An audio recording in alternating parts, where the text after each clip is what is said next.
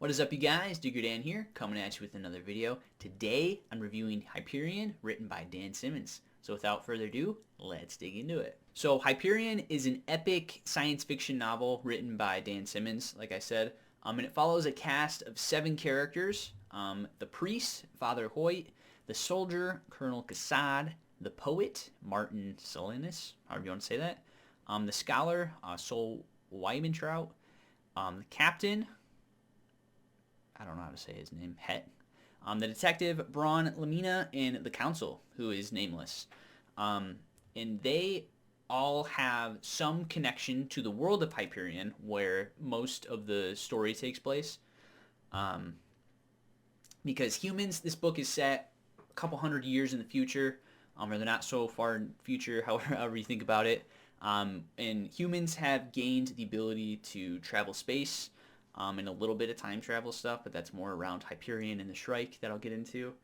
And so the new governing body for humans isn't like the U.S. government or like NATO. It's now the Hegemony of Man. Basically the government, the ruling government for all the hundreds of planets that humanity now lives. And Hyperion is one of the newer planets that the Hegemony has colonized, but hasn't quite brought the planet of Hyperion under its wing or under its banner. And there's a lot of politics that kind of play into that. That is explained decently in this book, and I'm excited to get a little more answered in the future books.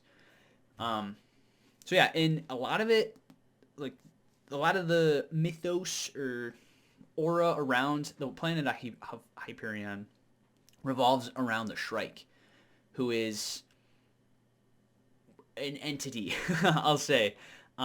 It's kind of funny because it's explained or described as having 4 arms, but of course on the cover it's only 2. Why that is, I don't know, unless there's 2 that's hiding or something. But it's basically this menacing figure that has a bunch of spikes that come out of it, and it's kind of more described as being chrome than black.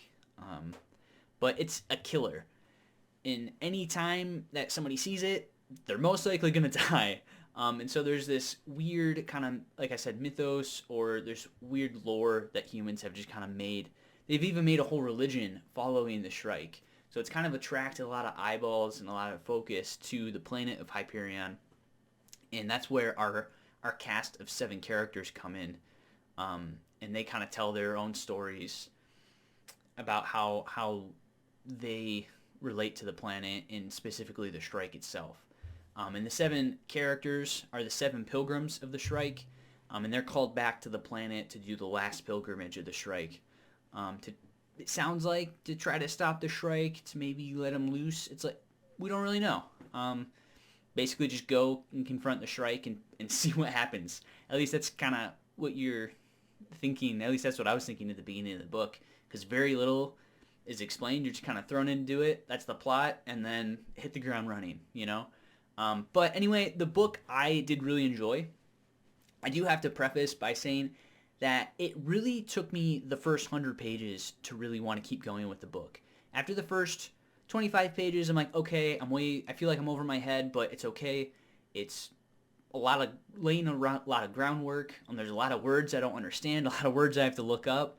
But obviously the beginning of a book of an epic fantasy, epic sci-fi, you know you're not going to get everything at once. So I understood that. But then after another 25, 50 pages, I was still really confused. I'm like, this is kind of boring. Like, it's kind of losing me. But I'm like, no, I'm going to finish the first chapter. The first chapter is about 100 pages, so I finished the first chapter. And there was a huge mic drop, like this huge oh crap moment where I'm like, it kind of turned the whole story on its head, and it made me see the world of Hyperion and the story in Hyperion from a different light, and it made me excited to keep reading. And I'm glad I did. That's all I'm going to say before I kind of talk about spoilers. Aside from saying that my overall thoughts on the book are mostly positive, and out of 10, I rated the book as an 8.43. Now, if you're asking, how did you get an 8.43 out of 10?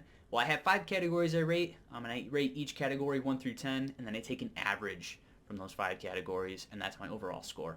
So if you don't want spoilers, I highly recommend go reading the book, especially if you're into sci-fi and science fiction. go read the book and then come back and then we can discuss. But for all of those who have read it or don't care about spoilers, you're a monster if you don't care about spoilers. But any of you, let's keep going and digging in spoilers. So first category I rate is emotional impact. And out of 10, I rated emotional impact as an 8.8, which again is pretty high.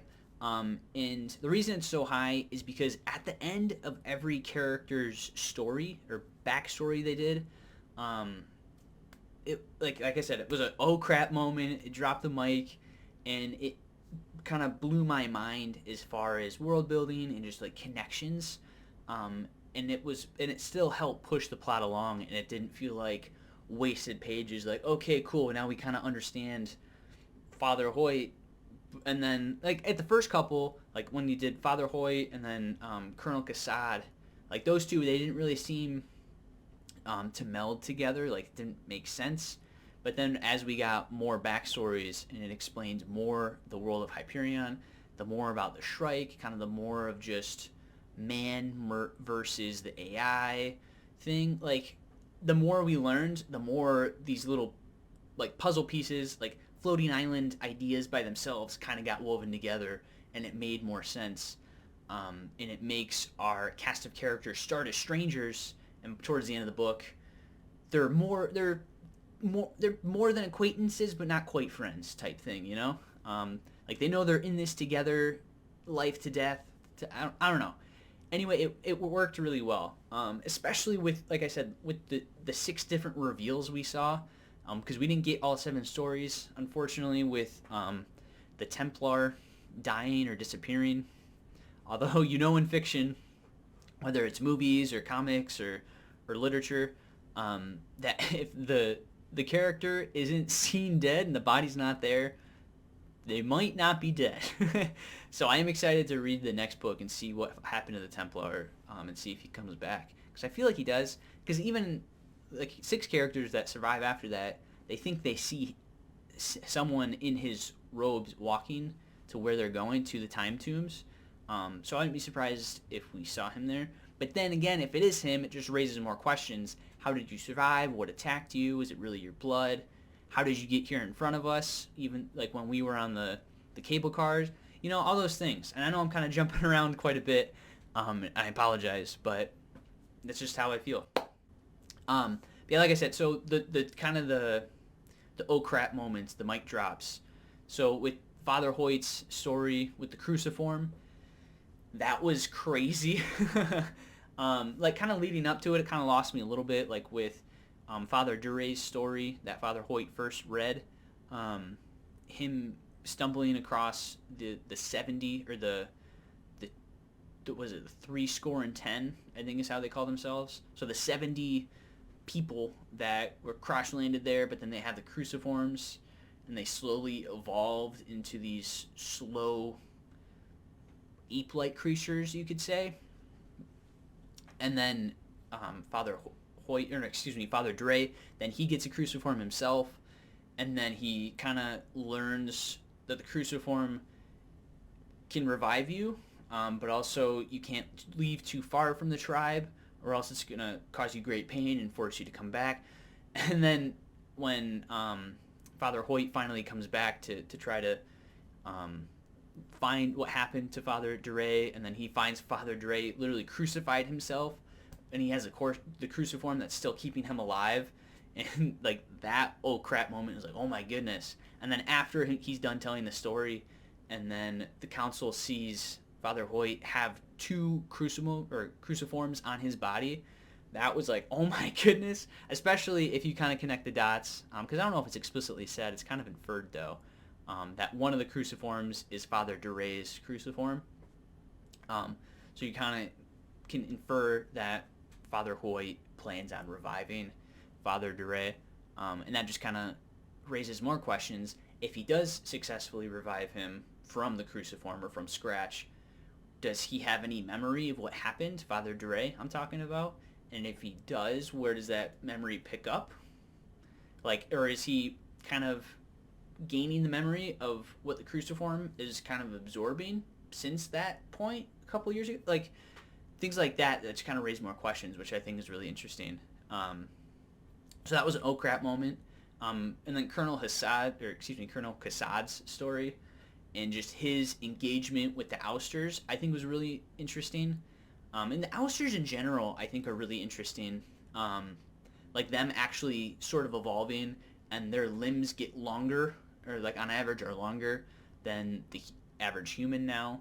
Um, and that's kind of like the biggest characteristic that's different, aside from them being savages, which we don't you kind of see, but not really. And it's turned out maybe are they really savages, or are they just kind of shut out from the hegemony? I don't know. It's weird things. A lot of more just questions than anything, but it asks really interesting questions that kind of get your gears turning and you thinking like, what could the possibility be? And that just makes you really excited to keep reading. Really is what I'm trying to get at. So again, that's why emotional impact is so high. And then when Martin Aslanius, I feel like his story might be one of the most tragic, because he was born on Earth, on old Earth, when it still existed, and then he went through the whole trauma of the black hole eating Earth. I think that's what happened, but basically Earth not existing anymore. He not having his mom. He never had a dad. He was a sperm donor. His dad was anyway, and he came from money, but then he lost his fortune, and then he had a what like so he's probably one of the more tragic characters, even though he is kind of an a-hole to the other characters. But it was still interesting when as he kind of explains that he was there when Hyperion first got colonized with Sad King Billy, I think is who his friend was. And then just the other pilgrims not really believing him because that was so long ago, and it's like like in the human lifespan is expended a little bit in the book, compared to like modern day. Like I would think on average modern day life expectancy, depending on what country you live in, depending on your gender, I would say is like 75 or 80 years old, right? I think that's an average. But in this book, and it's kind of still the case, but it can be extended a little bit with like time reversing surgeries, basically. And then and there's a lot of like you can be in a fugue state, so you can basically just be in stasis, like in a like cryogenically frozen kind of things like that. Just threw a lot of big words out there. So things like that can extend someone's life. Another thing is like just some of the time warpage. So like time travel, like me here on Earth, if I just stay here on Earth, I'm going to age differently than if like say my brother was in space and he went to a different planet and did that travel time, and then when he came back, like I would probably age quicker than what he did. That might only be like 6 months to him, but for me it might be 6 years. So a lot of like kind of the time travel, time warping things was really prevalent, especially in the Scholar's story with his daughter Rachel. Sol Weintraub. I'm sorry, I'm terrible with names. And I take it back. The Poets wasn't the most tragic. The Scholar's story is the most tragic by far. Like I can't imagine you and your wife raising this amazing daughter. She is so smart and intelligent, and you raise her as you should, and she goes and does something that she's passionate about, like archaeology, and then she goes and is investigating these time tombs on the planet of Hyperion, and then something happens, and then she starts to age backwards, like, and just the whole trauma of going through and trying, like, she slowly, since she's aging backwards, she loses her memory from like the things that most recently happened. She's aging down, and just the trauma of that, and like you basically have to raise her again, but in reverse. It's like weird. It's weird, and it hits really hard. And a lot of them do. And I know I'm not going to be able to talk about everything I want to, or think about, but that one, Rachel's story is by far the most tragic. I take everything back I said. Hers is the most tragic. And that one really, I think, out of the short stories, I'd say, or the backstories, that's like a 10 out of 10 emotional impact for me. That one was. Especially like me going to be a new father this upcoming summer. Like, that hurts. No, like knowing. I don't know. I'm not explaining myself well, but it's like as a new perspective parent, like I couldn't imagine trying to go through that, you know. And then just trying to do like, yes, you have your spouse to lean on because you're both going through the same thing, but spoilers. Even though we're in spoiler section already, his wife passes away from an accident, and then he's on it, like trying to find these answers, trying to make Rachel better on his own. And then he's like, well, the last thing I can do is go to Hyperion and figure out what we can do. Even though like he's blocked every step of the way. It's just so tragic, and it makes me so sad for him and for Rachel. And I really hope that she can be saved, if not restored to her normal state of being 35 or however old she was when she started to age in reverse. But yeah, anyway, that's enough for emotional impact right now. Next is characters. It's the next category I like to rate. Characters, I rate it as a 9 out of 10. I really liked all the characters. Aside from the poet, Martin, he was kind of an a-hole, like I said, but he's still kind of likable. And you can kind of understand him better after his backstory. And it kind of just makes him more interesting. Just really realizing how old of a soul he is. And he literally comes from a different time. And how he is intelligent. But in like his muse being the Shrike killing, like I just think is kind of funny. But yeah, characters I really liked all of them. The ones I kind of didn't were like the side characters. I forget her name, but basically it was the Hegemony CEO. I didn't like her. The council was probably my favorite character. Honestly, like the scholar, Rachel's dad was probably my second favorite. I'm really interested to see what happened to the Templar, Mr. Het Manton. I forget. I don't know how to say his name. Like that whole thing was interesting. Like him literally watching his ship explode, even though he's like sort of like telepathically linked to it somehow. I guess more questions than answers. And then he like goes and like you can kind of see he's like very upset by it.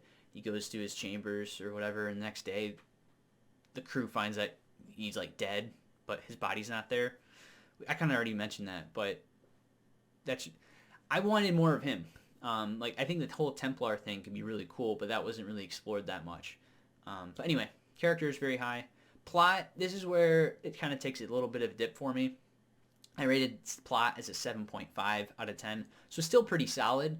But what we were thrown into in the first 25 pages, 50 pages, was very different, or it was what I was expecting to get throughout the story, which was the 7 pilgrims coming together, and they make their way to Hyperion, and then once they get onto Hyperion, make their way to the time tombs to confront the Shrike, right? That's what you're set up to do, or what to expect. But then instead you get 6 short stories for backstories with them slowly getting to Hyperion and slowly getting closer and closer to the time tombs throughout. So that's why it is a little lower than it could have been, because I don't feel like we got what I was expecting.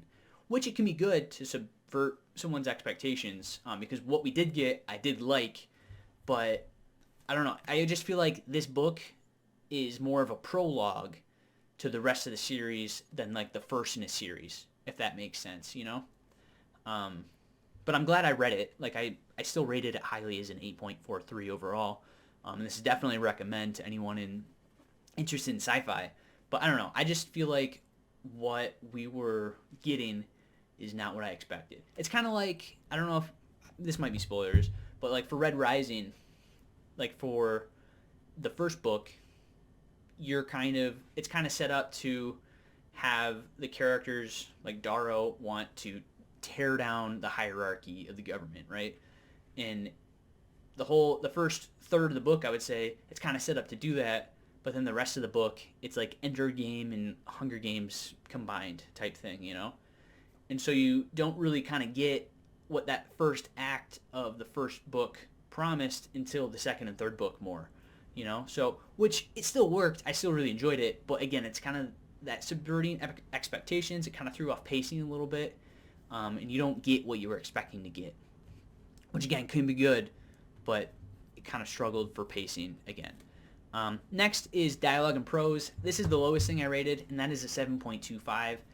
And again, that's because a lot of this was, especially the first 100 pages, or 150 even, was really dense. And again, I love world building. It's the highest rated thing in this was the world building. But there are a lot of words I had to look up. There's a lot of like science fiction-y mumbo jumbo things, which I'm okay with. Fantasy has a lot of the stuff with like magic and like different like kingdom names and city names and people, like weird names too. I get that. But there were a lot, like, I almost feel like this book was way smarter than I am, and I feel like I needed to like take a college course to make sure I understood everything in this book. And it did get better throughout the book as I understood more and more, and I learned to grow patience with the book. But there were a lot of times where it's like I would read 10 pages, get confused, and upset a little bit, I guess, and then put the book down, and then like go and like to the bathroom or go and do dishes or something, and like, you know, but then like, but the book was still in the back of my head. I'm like, you know what? All right, I took a break. I'm gonna go back to it and keep going, try to grind this away a little bit, because I promised myself 100 pages. That's usually what I try to do, unless it's something like I know I just can't go any further. But usually when I try a book, I try to finish 100 pages before I DNF it. And this one, I'm very glad I did that, because like I said, at the end of that first 100 pages, that's when it really picks up. But yeah, that's why dialogue and prose is a little lower at a 7.25, because I feel like there was just a lot of things that I missed. And again, if maybe I had a little more patience and I slowed down a little bit, and I literally looked up every single word. Again, there's a lot of words I had to look up. But if I did that, then maybe I would have understood more. But that's not what I was expecting I would have to do. So again, it's just kind of understanding what the book is and me trying to know the expectations I should have had. You know, if I had different expectations, I think this could have been rated higher. But again, still amazing book, still very high recommend.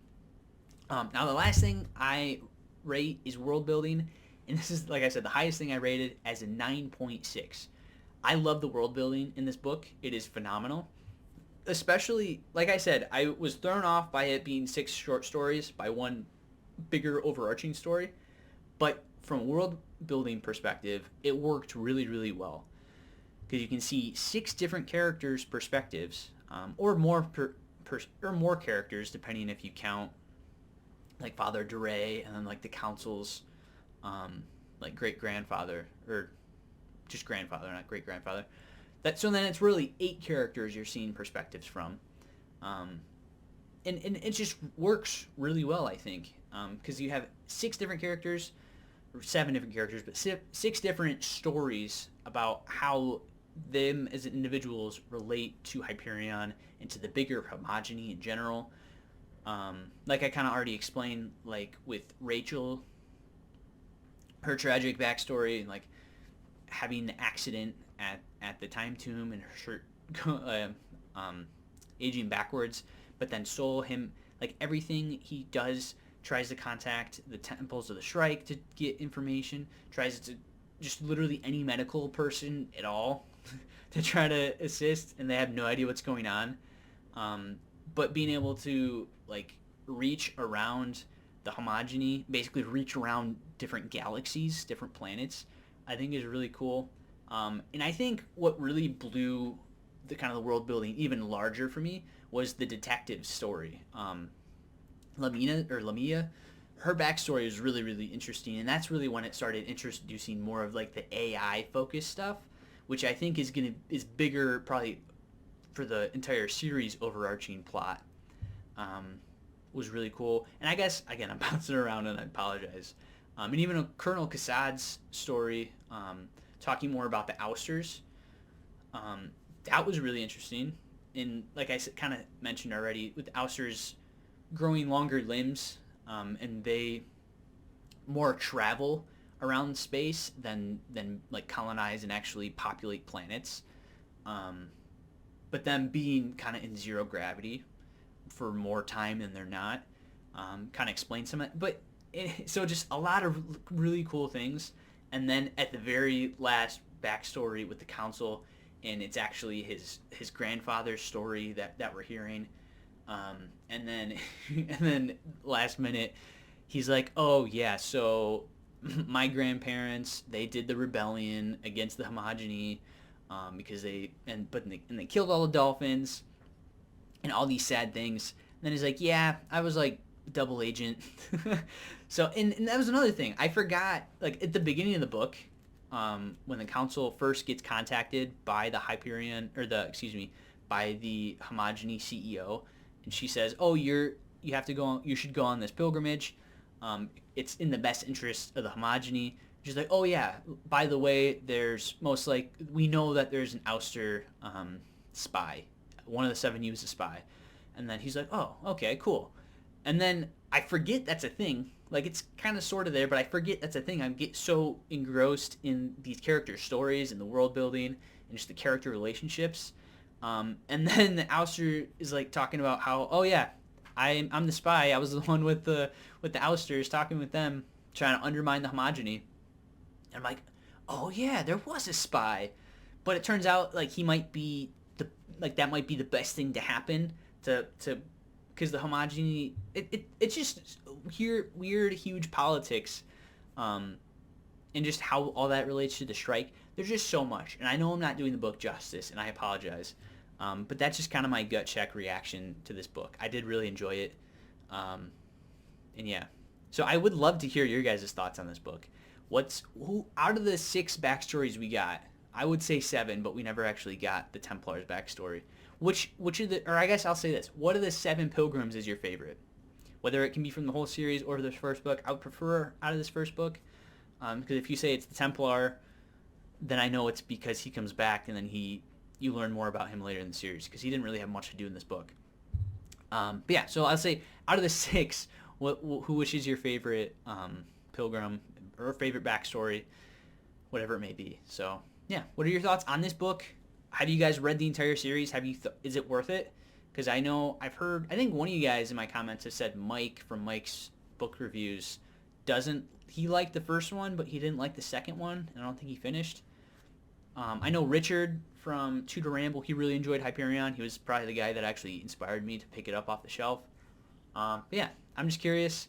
I'd love to engage with the community a little more. So yeah, thank you guys so much for watching. If you enjoyed this video, please hit like down below. If you guys want to see more from me, Diggerdan, please hit that subscribe button as well as that bell notification icon. And I will catch you guys in the next one. Thanks for watching.